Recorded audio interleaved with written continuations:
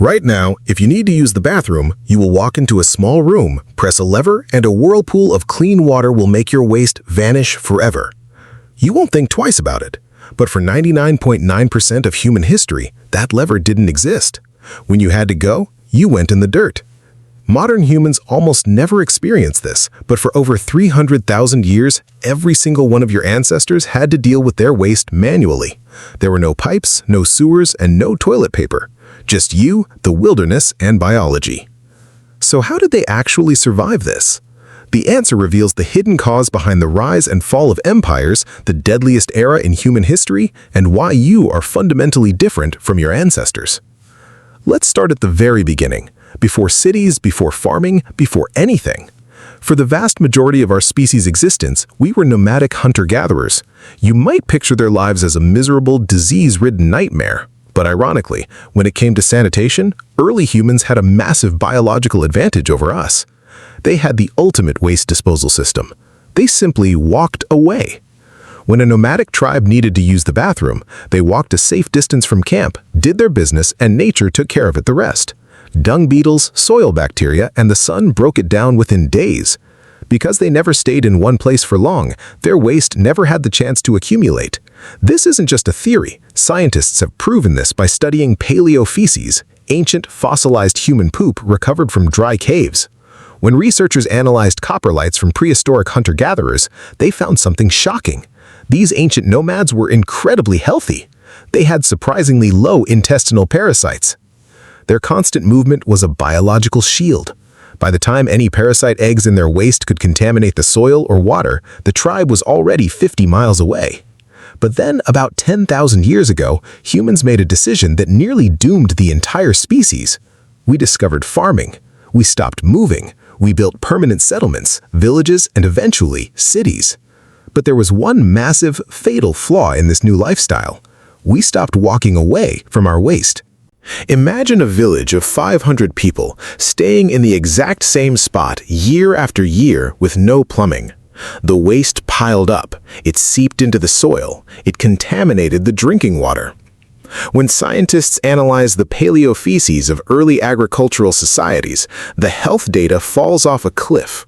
Suddenly, human poop was swarming with whipworm, roundworm, and tapeworm eggs.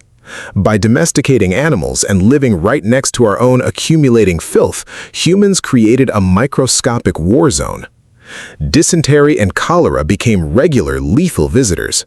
We had built civilization, but we were literally drowning in our own waste. Humanity needed a solution, or we were going to go extinct. Around 2500 BC, the Indus Valley civilization in cities like Mohenjo-Daro figured out a temporary fix. They built the world's first primitive drainage systems, small brick-lined sewers connected to private rooms.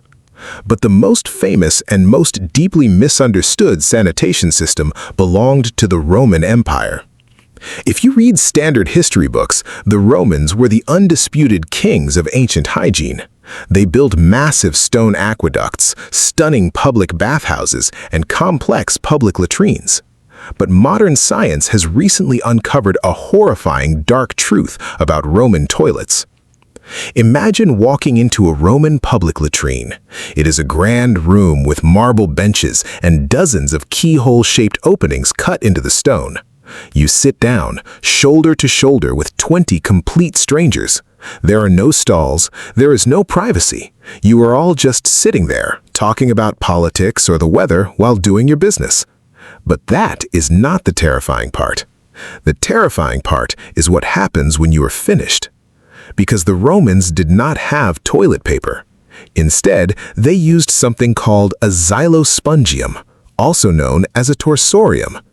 It was a sea sponge attached to a wooden stick. You would take this sponge, wipe yourself, and then you would place it back into a shallow gutter of slow-moving water flowing at your feet. Maybe it had a little vinegar or salt in it.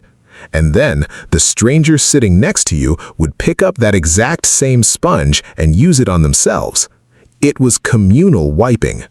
For centuries, historians assumed that Roman baths and public latrines made their citizens healthier.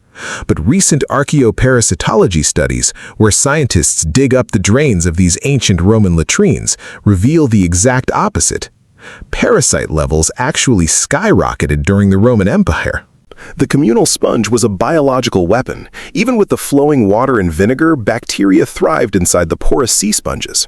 It spread typhoid, dysentery, and intestinal worms across the empire faster than a conquering army. The warm, untreated water of the public baths only made it worse. The Romans had built an engineering marvel that was slowly poisoning them from the inside out.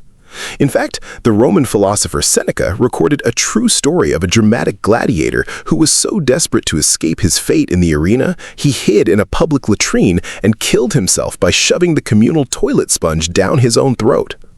When the Roman Empire fell, human sanitation didn't improve. It went backwards.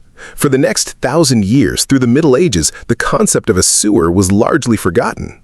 In medieval Europe, people used chamber pots, a ceramic bowl kept under the bed. When the pot was full, you simply walked over to your window and threw the raw waste directly into the street below. In Scotland, they would yell "Gardyloo," a corruption of a French phrase meaning "watch out for the water," as a warning that human waste was currently raining from the sky. The streets of London, Paris, and Edinburgh became open, flowing sewers. The stench was so powerful it was recorded in historical documents as unbearable. People walked through it. Children played next to it. This was the exact environment that allowed diseases to alter human history. When the cholera epidemics swept through London in the 1800s, it killed tens of thousands of people in agonizing pain simply because their drinking water was mixing with the waste in the streets. For 10,000 years, human feces was the deadliest thing on the planet. And then, we finally conquered it. In the late 19th century, the modern flush toilet and underground sewer systems were perfected and widely adopted. Cities were ripped apart and rebuilt with thousands of miles of hidden pipes. Today, we treat the toilet like a mundane convenience, a boring piece of porcelain in the corner of the room. But medical historians agree on one indisputable fact. The flush toilet and the sanitation system connected to it has saved more human lives than antibiotics, vaccines, and modern surgery combined. It completely eliminated the invisible microscopic predators that hunted our ancestors for 100 centuries. So the next time you press that lever and watch the water disappear, remember what it really means.